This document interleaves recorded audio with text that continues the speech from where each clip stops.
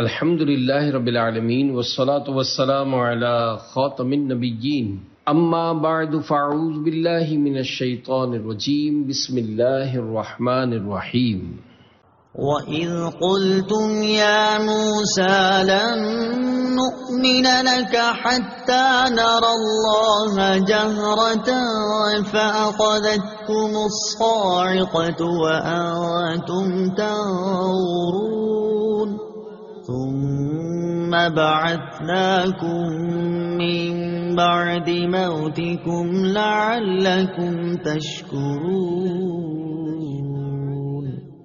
ترجمہ: اور یاد کرو جب تم نے کہا اے موسیٰ ہم ہرگز تمہارا یقین نہ کریں گے جب تک اعلانیہ خدا کو نہ دیکھ لیں، تو تمہارے دیکھتے ہی دیکھتے تمہیں کڑک نے پکڑ لیا، پھر تمہاری موت کے بعد ہم نے تمہیں زندہ کیا تاکہ تم شکر ادا کرو۔ لن نؤمن لک، ہم ہرگز تمہارا یقین نہ کریں گے۔ تفسیر صراط الجنان میں ہے جب بنی اسرائیل نے توبہ کی اور کفارے میں اپنی جانیں بھی دے دیں تو اللہ تعالیٰ نے حکم فرمایا کہ حضرت موسیٰ علیہ الصلوۃ والسلام انہیں اس گناہ کی معذرت پیش کرنے کے لیے حاضر کریں۔ چنانچہ حضرت موسیٰ علیہ الصلوۃ والسلام ان میں سے 70 آدمی منتخب کر کے طور پر لے گئے۔ وہاں جا کر وہ کہنے لگے اے موسیٰ علیہ الصلوۃ والسلام ہم آپ کا یقین نہ کریں گے جب تک خدا کو علانیہ نہ دیکھ لیں۔ اس پر آسمان سے ایک ہولناک آواز آئی جس کی ہیبت سے وہ سب مر گئے۔ حضرت موسیٰ علیہ الصلوۃ والسلام نے گر گڑا کر بارگاہ الہی میں عرض کی کہ میں بنی اسرائیل کو کیا جواب دوں گا؟ اس پر اللہ تعالیٰ نے ان 70 افراد کو زندہ فرما دیا۔ انبیاء علیہ الصلوۃ والسلام کی عظمت۔ اس واقعے سے شان انبیاء علیہ الصلوۃ والسلام بھی ظاہر ہوئی کہ حضرت موسیٰ علیہ الصلوۃ والسلام سے ہم آپ کا یقین نہیں کریں گے کہنے کی شامت میں بنی اسرائیل ہلاک کیے گئے، اور اسی سے حضور پرنور صلی اللہ تعالی علیہ وسلم کے زمانے والوں کو آگاہ کیا جاتا ہے کہ انبیاء کرام علیہ الصلوۃ والسلام کی جناب میں ترک ادب غضب الہی کا باعث ہوتا ہے، لہذا اس سے ڈرتے رہیں۔ اس آیت سے یہ بھی معلوم ہوا کہ اللہ تعالیٰ اپنے مقبولان بارگاہ کی دعا سے مردے بھی زندہ فرما دیتا ہے۔ وَظَلَّلْنَا عَلَيْكُمُ الْغَمَامَ وَأَنزَلْنَا عَلَيْكُمُ الْمَنَّ وَالسَّلْوَىٰ كُلُوا مِن طَيِّبَاتِ مَا رَزَقْنَاكُمْ وَمَا ظَلَمُونَا وَلَٰكِن كَانُوا أَنفُسَهُمْ يَظْلِمُونَ۔ ترجمہ: اور ہم نے تمہارے اوپر بادل کو سایہ بنا دیا اور تمہارے اوپر من اور سلوہ اتارا کہ ہماری دی ہوئی پاکیزہ چیزیں کھاؤ، اور انہوں نے ہمارا کچھ نہ بگاڑا بلکہ اپنی جانوں پر ہی ظلم کرتے رہے۔ وَظَلَّلْنَا عَلَيْكُمُ الْغَمَامَ، اور ہم نے تمہارے اوپر بادل کو سایہ بنا دیا۔ تفسیر صراط الجنان میں ہے فرعون کے غرق ہونے کے بعد بنی اسرائیل دوبارہ مصر میں آباد ہو گئے۔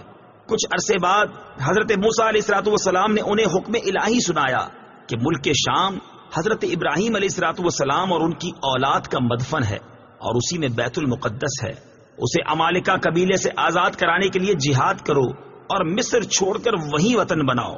مصر کا چھوڑنا بنی اسرائیل کے لیے بڑا تکلیف دہ تھا۔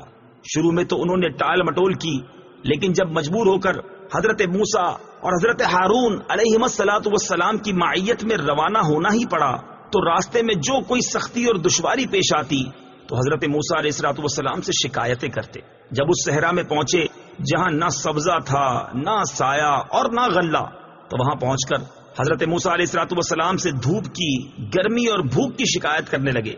حضرت موسیٰ علیہ الصلوۃ والسلام نے دعا فرمائی اور اللہ تعالیٰ نے اس دعا کی برکت سے ایک سفید بادل کو ان پر سائبان بنا دیا جو رات دن ان کے ساتھ چلتا، اور ان پر ایک نوری ستون نازل فرمایا جو کہ آسمان کی جانب سے ان کے قریب ہو گیا اور ان کے ساتھ چلتا، اور جب رات کے وقت چاند کی روشنی نہ ہوتی تو وہ ان کے لیے چاند کی طرح روشن ہوتا، ان کے کپڑے میلے اور پرانے نہ ہوتے، ناخن اور بال نہ بڑھتے۔ وَأَنزَلْنَا عَلَيْكُمُ الْمَنَّ وَالسَّلْوَىٰ، اور تم پر من اور سلوہ اتارا۔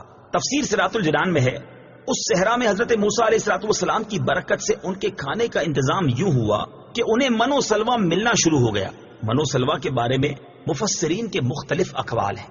من کے بارے میں صحیح قول یہ ہے کہ یہ ترن جبین کی طرح ایک میٹھی چیز تھی، جو روزانہ صبح صادق سے طلوع آفتاب تک ہر شخص کے لیے 1 سا یعنی تقریباً 4 کلو کی بقدر اترتی اور لوگ اس کو چادروں میں لے کر دن بھر کھاتے رہتے۔